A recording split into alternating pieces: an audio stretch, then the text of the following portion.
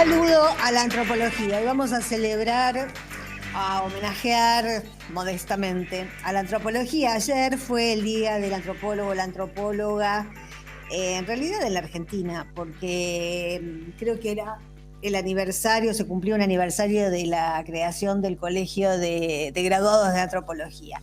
Pero bueno, es una excusa para hablar un poquito de esta ciencia que no sé ustedes, a mí durante mucho, en realidad a lo largo de toda mi vida, pero cuando era más joven me ratoneaba mucho, me parecía como una actividad absolutamente fascinante. Después fui entendiendo que había, bueno, y también se fueron consolidando las diversas ramas de la antropología, también me fui enterando que no había surgido tal como yo me la imaginaba, sino era una ciencia que había surgido a principios, finales del siglo XIX, principios del siglo XX, en muchos lugares muy cargada de mucha ideología jodida, digamos, no era una mirada límpida, como uno suponía, una mirada científica, la de los antropólogos, sino que en muchos casos bueno, como el último que me enteré fue del norte argentino, que se hizo bajo la supervisión de antropólogos en el ingenio del patrón Costas. Bueno, se fumigaban los trenes que traían a los guaraníes del Paraguay para trabajar en los ingenios, y bajo la supervisión de antropólogos las fumigaciones se hacían con los guaraníes adentro de los trenes, digamos. O sea, ahí podés encontrar de todo.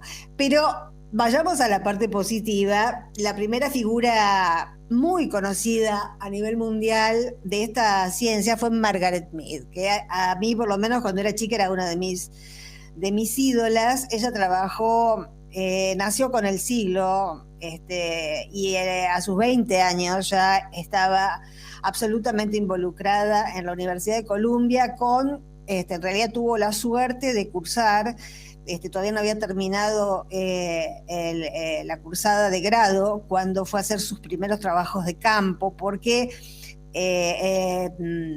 su mentor fue Franz Boas, que es considerado el padre de la antropología norteamericana, y Ruth Benedict era la otra,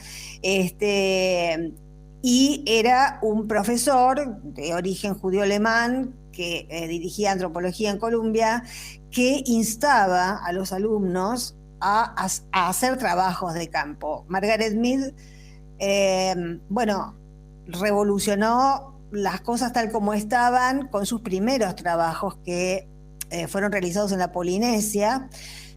Después, con el tiempo, sobre todo el de Samoa, hubo otros antropólogos que refutaron algunas cuestiones, pero bueno, hay que tener en cuenta que esos trabajos fueron hechos muy temprano, entre el 20 y el 30 del siglo pasado. Y una cuestión por la que a mí siempre me pareció admirable Margaret Mead, bueno, por un lado, además de antropóloga, por su condición de poeta. Los poemas de Margaret Mead son maravillosos, y por el otro lado, por tres cosas en realidad. Los poemas, por un lado. En segundo lugar, porque ella hizo algo muy útil con lo que había visto en la Polinesia, en diferentes tribus de la Polinesia, que fue volver a Estados Unidos con una mirada cambiada y observar a la sociedad norteamericana. Es decir, su trabajo de campo en la Polinesia desnaturalizó en ella lo que le habían enseñado como natural desde que había nacido, y entonces observó que había algunos comportamientos de la sociedad norteamericana muy interesantes. Hizo observaciones para mí cruciales sobre los vínculos entre varones y mujeres en la década del 20, sobre todo lo que tenía que ver con el petting, que era una práctica de franela, digamos, cuando todavía no había mucha libertad sexual. Pero eso se extinguió a lo largo, se prolongó a lo largo de las décadas. había como una práctica en la sociedad norteamericana sobre la que ella escribió, que tenía que ver con, bueno, franelear. No, hay muchas palabras para aplicar, yo digo la que me suena de mi juventud, pero sin llegar al coito. Eso se llamaba petting como práctica. Lo que observó Margaret Mead, que yo lo desarrollo en mi libro Lo Femenino, es que el petting hacía que las mujeres tuvieran que decir cuándo parar, la franela, justamente. Dejaba el control de ese intercambio sexual no total, digamos, parcial, bajo el control de las mujeres. Esto provocaba, evidentemente, una imposibilidad de goce, porque las mujeres estaban todo el tiempo pendientes de cuándo parar al varón. Y esto es el no poder abandonarse a la escena y abandonarse al placer, porque la cultura pone sobre tu estado consciente cuándo decir basta.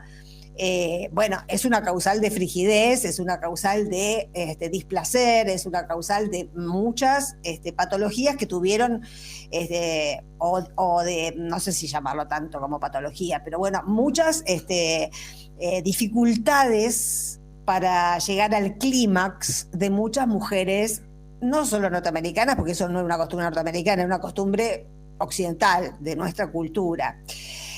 Y también la rescato a Margaret Mead porque ella fue, cuando vio que en la Polinesia los roles de la división sexual del trabajo no eran los mismos que en la cultura occidental donde ella había crecido, puso en duda el carácter biológico, que hasta ese momento nadie lo había puesto en duda, de cómo son las mujeres y cómo son los varones.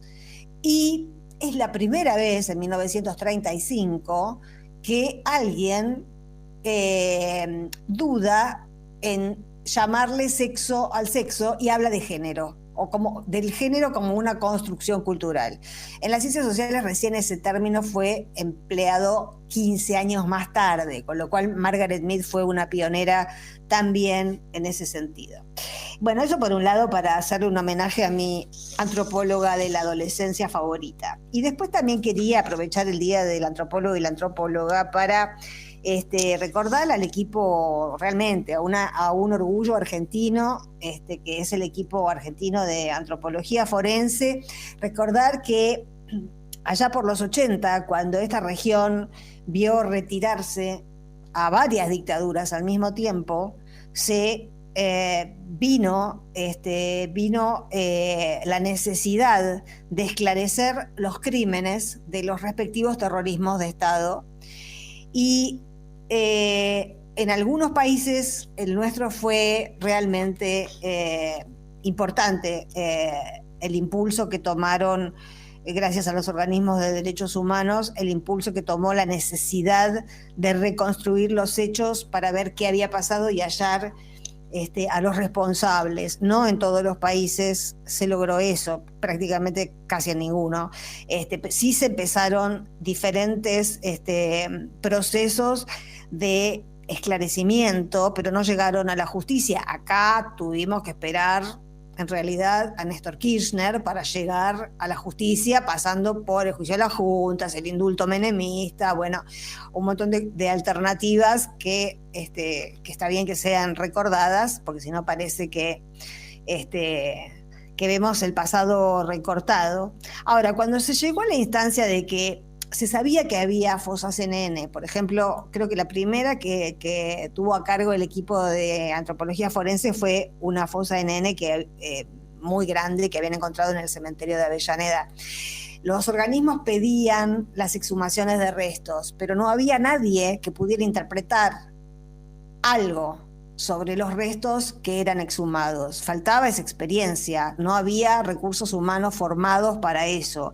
Para ese entonces ya existía la antropología forense, que era, digamos, que se basaba en estudiar restos para poder hacerlos hablar a los huesos. Básicamente, ellos lo han dicho muchas veces, la antropología forense consiste en hacer hablar a los huesos.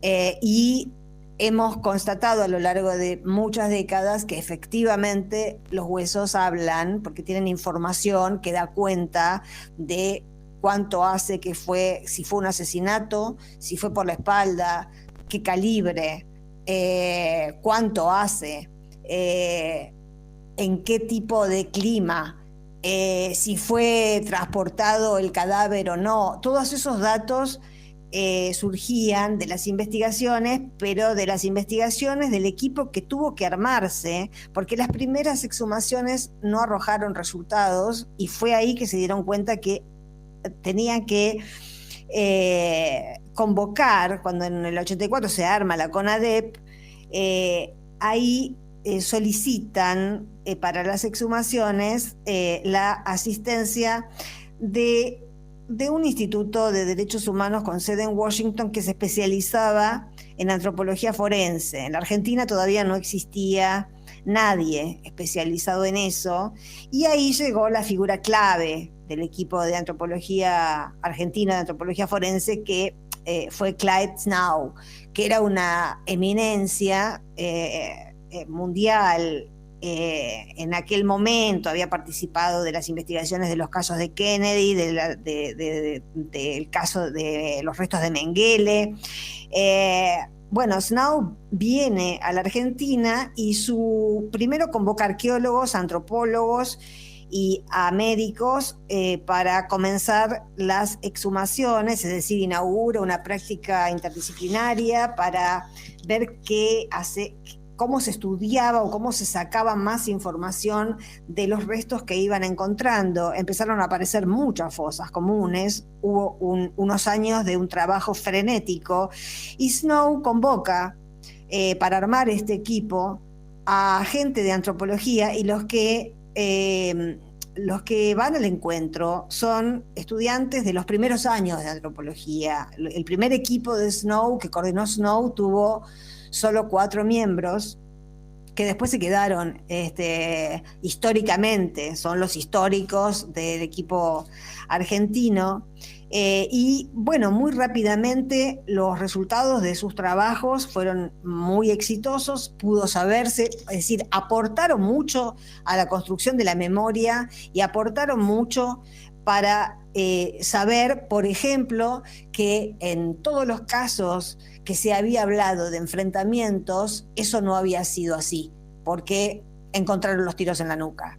Entonces, básicamente, eso es un ejemplo muy claro de cuál fue el papel del equipo de antropología forense, sobre todo en muchos casos donde las versiones militares oficiales habían hablado de enfrentamientos y habían sido fusilamientos evidentes. Bueno, se convirtieron en una organización científica pionera en todo el mundo, trabajaron. Esto está en la página oficial del equipo argentino de antropología forense, y a mí, yo lo estaba leyendo ayer y me pareció muy interesante que en su página oficial ellos se presenten como, comillas, alineados con los intereses de las víctimas. Acá no hay ninguna parcialidad, imparcialidad pretendida. Es un equipo que va a lugares donde ha habido víctimas y victimarios y están en contacto con las familias de las víctimas, tanto durante la exhumación. Imaginemos que es un momento dolorosísimo para las víctimas, donde hay que contenerlas desde diferentes ámbitos. No es un trabajo científico abstracto el que hacen, sino que está lleno de emotividad y lleno de necesidad de contención, porque al lado de la excavación hay un familiar que está esperando saber si logra deshacerse de la condena de la desaparición de su ser querido, porque nunca tenemos que olvidar que donde hay un desaparecido hay un duelo que no puede hacerse. Entonces, esta gente ha sido clave para que muchos duelos pudieran continuar y llegar a término y resolver esa herida de alguna manera, y no y no seguir con esa condena de que el desaparecido sigue desapareciendo todos los días. Snow testimonió en el juicio de las juntas y su testimonio fue clave para demostrar científicamente que había habido un plan sistemático de secuestro y desaparición de personas. Y bueno, han trabajado, han sido requeridos en innumerable cantidad de países donde lamentablemente también nos da una idea de cómo circula la violencia contra las respectivas oposiciones políticas en diferentes lugares. Han trabajado en fosas comunes en Chile, en Perú, en El Salvador, en Guatemala, en México, en Etiopía, en Croacia, en Kurdistán, en Irak, en Zimbabue, en Congo, entre otros países. Clyde Snow se llama la sede central del equipo argentino de antropología forense en honor a su mentor. Y ya que hablábamos de Amexchet hace un rato, vamos a recordarle a Amexchet y a sus mentores políticos que el último trabajo que hizo el equipo argentino de antropología forense, después de mucha insistencia y de mucho reclamo por parte de la entonces presidenta Cristina Kirchner para que el Reino Unido permitiera esto, el equipo logró la identificación de 115 cuerpos de combatientes de Malvinas que habían quedado en las islas y sus familias no podían hacer el duelo porque no eran cadáveres NN y no estaban identificados. Este fue el último trabajo del equipo. Salud a la antropología.